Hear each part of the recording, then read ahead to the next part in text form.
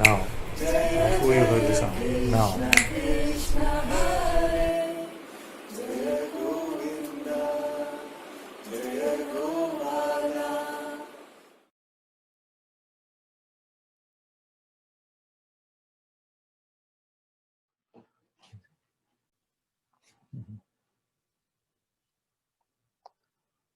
Then one says there is resistance coming up in the body to even write these words.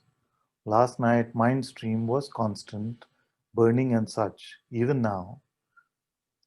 Today is the birthday of my father, who has passed. I feel his darshan is being used. 2 weeks ago, you gave me a contemplation. Does awareness depend on the being to know itself? There is no answer to this. There is, however, a past experience of losing consciousness that is not letting this contemplation come to full fruition.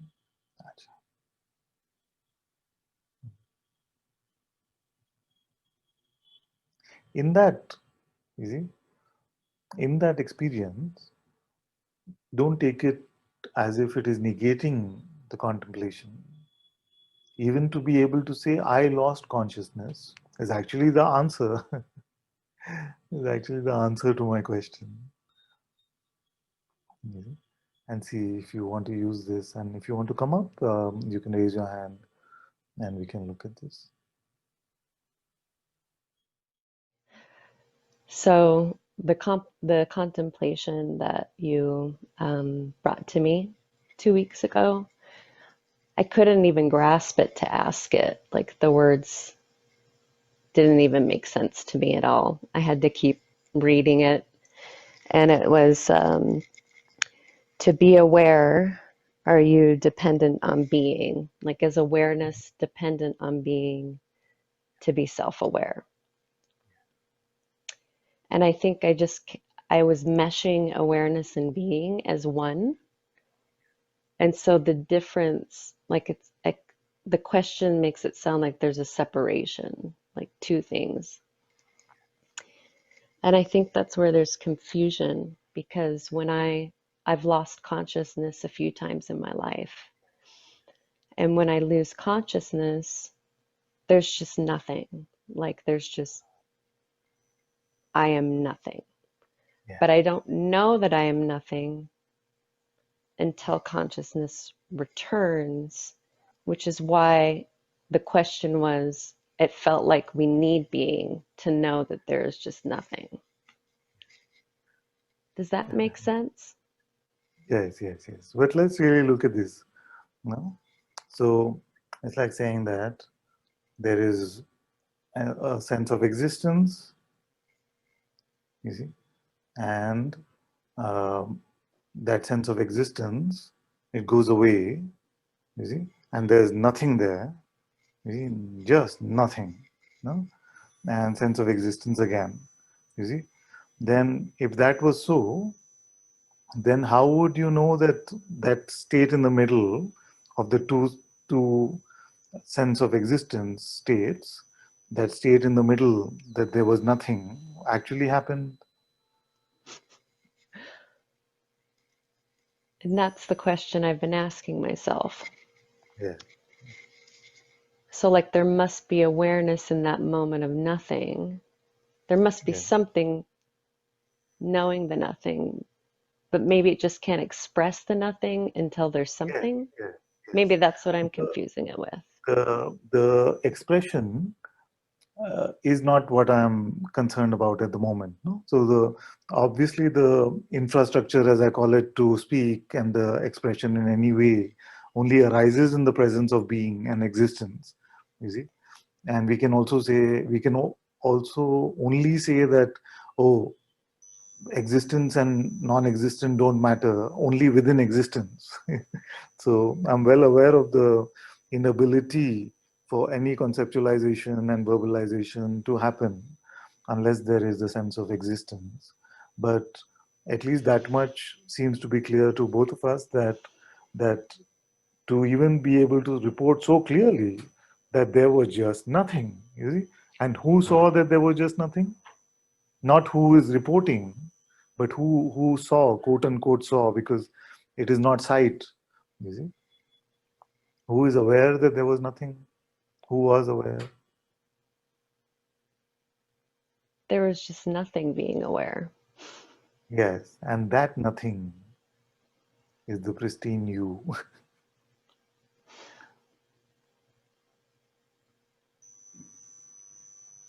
And That yet there's nothing. still something trying to understand the nothing. Yes, but it cannot.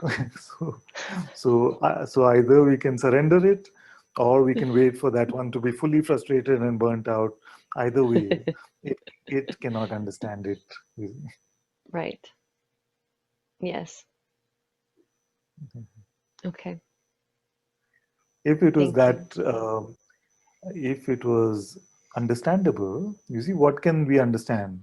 We can understand very small things, no, measurable things, things that appear and disappear. Now, if yourself turned out to be just one of those things, then all of this would not be worth it. You see. If it was just Right. something, oh, finally I got it, it's just that. Even to say nothing, actually, you see, if it is just conceptual understanding of nothing, then it can just become, oh, nothing. Then what is the point? It's just nothing. You see, but this is a pristine no thing that you are. It's the most um, is the most amazing. I don't know what to say. It's the most brilliant. You see, beyond anything that I have ever phenomenally experienced, beyond all that I can even imagine, even the highest of the highest. You see, beyond that is the self. You see? And strangely enough, the mind's interpretation of that is just nothing. And yet it's beautiful because it's like almost like along the way, it's like there's just little blips and glimpses of what seems to be truth along the way, but it's still a graspable thing. And it's grasped, and then there's something else that's graspable. I don't know, what maybe grasp? to help What ease grasps the it? mind into it. Don't What worry was about the that? mind. If you don't worry about the mind for a moment, what grasps it? A thought. You see, and a thought can grasp it in which way? Like which thought can grasp it?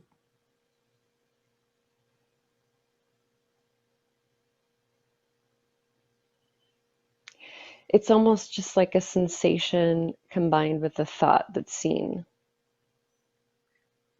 And that can grasp that which you saw yourself to be when you were unconscious. No, that's not it. Cannot do it. No, we can't. No. No matter what the content of the thought, no matter how sublime the sensation, that pristine reality cannot be grasped by it. It's just so, mind can't grasp it, and yet things are just happening, and it's kind of overwhelming sometimes. Like, I'm not doing anything, but I believe I'm doing something. And it's like, but everything's happening by itself. Who is the It's like a you? game. Who is the you which is not the doer?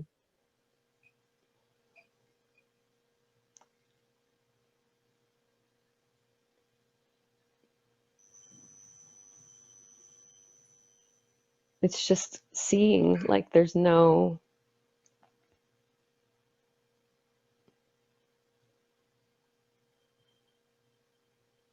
still sensation that helps grasp it, but it's still seen. Yes, but who is the you that is not the doer?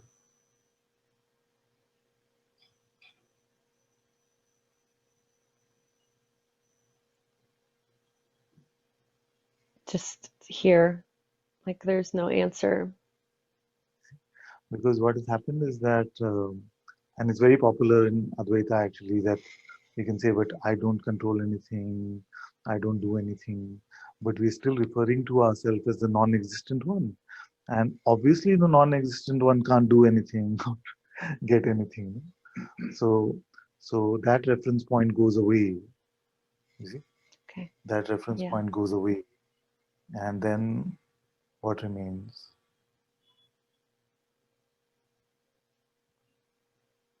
There's just nothing to do then. There's no seeker.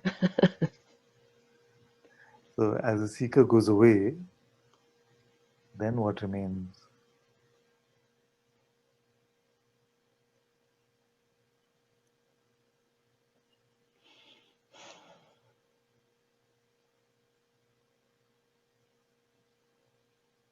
Noticing sensation.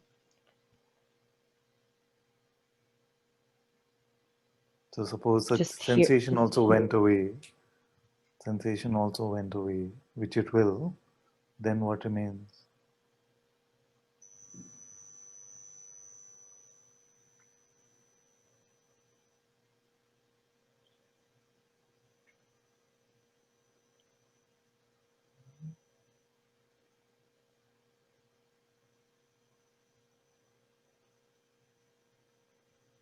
Just here.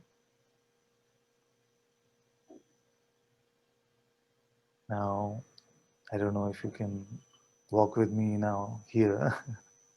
Now suppose this here also goes away. Then what remains?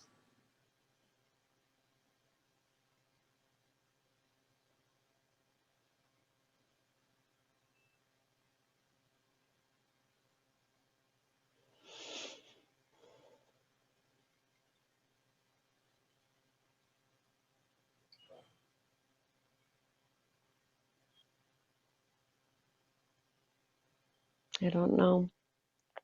There's just fear sensation in the chest that could be seen as fear. Yeah.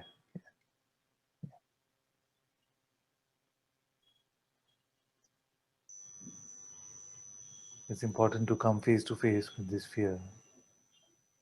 It's there.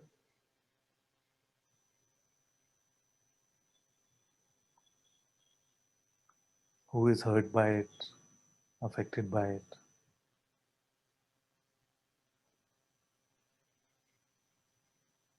No one, it's just there.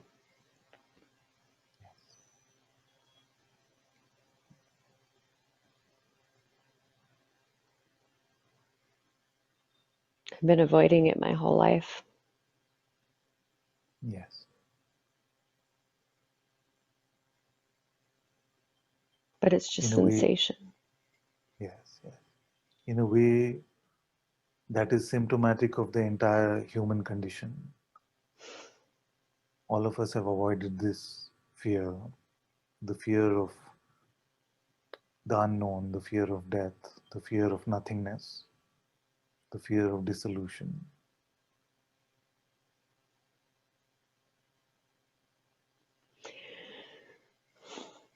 And the fear is that the fear will keep me from that. That's how it plays. But even now, you are aware of that fear. Yes.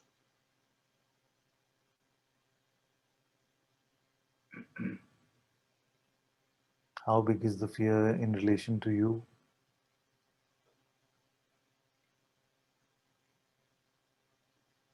It's not taking me over, the person over. It's just there.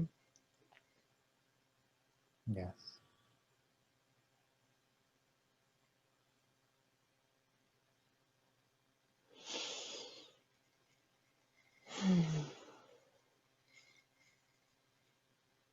Do you feel like you could become actually okay with it being there?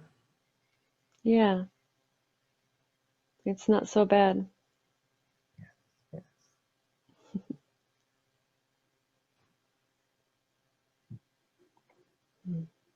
I was fearing the fear, and that was making it worse, but it's just sensation. So very good insight. Thank you.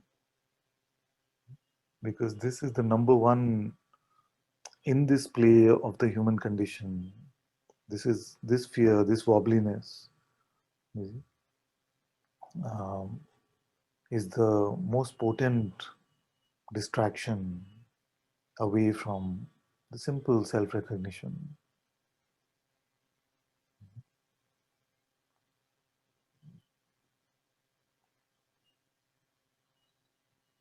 Now, that which is aware of this fear, what can we say about that? Nothing. It's just ever here, ever present. What can appear in this realm that can make a small scratch on that awareness? The tiniest little bit scratch.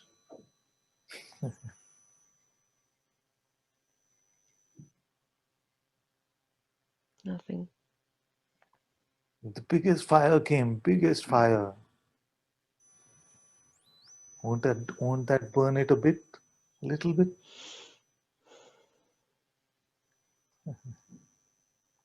No. Sharpest knife, sharpest knife.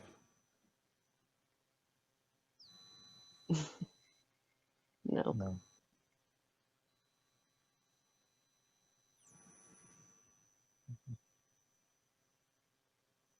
Big tsunami, all the water in the world. Then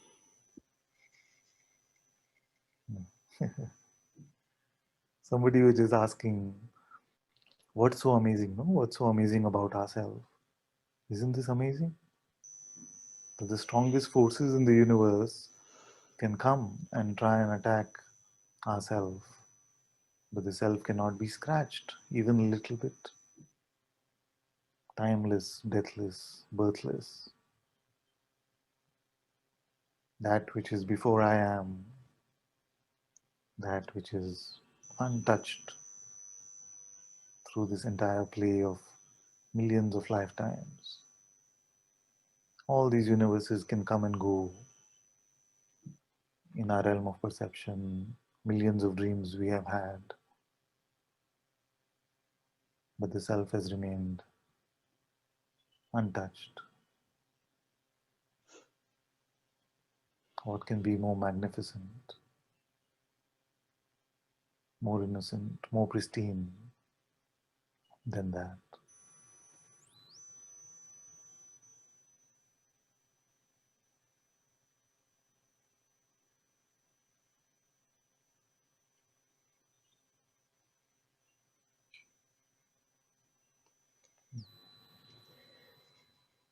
Very good, very good.